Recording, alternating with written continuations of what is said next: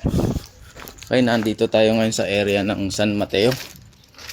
I-inspect tayo ngayon kung anong unit ang pwedeng i-treat dahil naitawag na sa akin to. Meron na daw akong i-treat dito.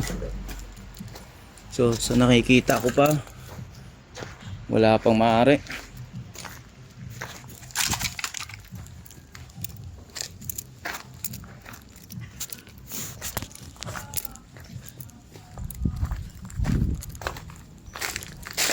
So wala pa.